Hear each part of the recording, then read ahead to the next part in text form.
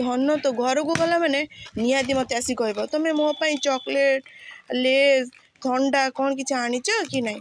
କ'ଣ କରିବି ଏଠି ତ କେଉଁଠି ଦୋକାନ ବି ଦେଖାଯାଉନି। କ'ଣ କରିବି ମୁଁ ଏବେ। ଆରେ ଆରେ ଏଇଠି କ'ଣ ଗୋଟେ ଦୋକାନ ଅଛି। ଏ ବାବା ଏଇଠି ତ ଭଲ ଭଲ ଖାଇବା ନେଇକି ବସିଛି ଆଉ।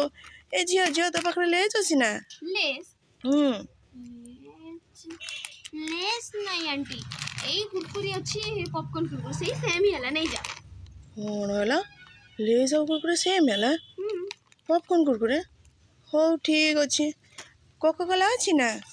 କୋକାକୋଲା ଥଣ୍ଡା କୋକାକୋଲା ଥଣ୍ଡା ତ ନାହିଁ, ମିରିଣ୍ଡା ଏ ଥଣ୍ଡା ଅଛି। ନେଇ ନେ ସେଇ ସେମ୍ ହି ହେଲା। କୋକାକୋଲା ଥଣ୍ଡା ମିରିଣ୍ଡା ସେ ସେମ୍ ହେଲା? ହଁ ନେଇଯା ନେଇଯା। ହଉ ଠିକ୍ ଅଛି। ଆଉ ପଲ୍ସ ଚକୋଲେଟ୍ ଅଛି ନା? ପଲ୍ସ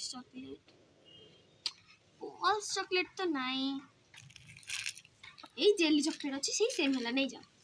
କ'ଣ ହେଲା? ଜେଲି ଚକୋଲେଟ୍ ଆଉ ପଲ୍ସ ଚକୋଲେଟ୍ ସେମ୍? ହଉ ଠିକ୍ ଅଛି। ଆମର କେତେ ଟଙ୍କା ହେଲା? ତମର ମିରିଣ୍ଡା 20 ଟଙ୍କା, ଆଉ ସେ କୁରକୁରିଟା 5 ଟଙ୍କା, ଆଉ ତମେ 5 ଟଙ୍କା ଜେଲି ଚକୋଲେଟ୍ ନେଇଛ। ହଁ ତମର ହେଲା 30 ଟଙ୍କା। ନେ 30 ଟଙ୍କା। ଇଏ କ'ଣ? ଇଏ କ'ଣ ମାନେ କ'ଣ? ଏଇଟା ପୁରା 30 ଟଙ୍କା। କିନ୍ତୁ ଏଇଟା ତ ପେପର। ପେପର କ'ଣ? ସେ ଟଙ୍କା ଇଏ ଟଙ୍କା ସେ ସେମ୍ ହେଲା।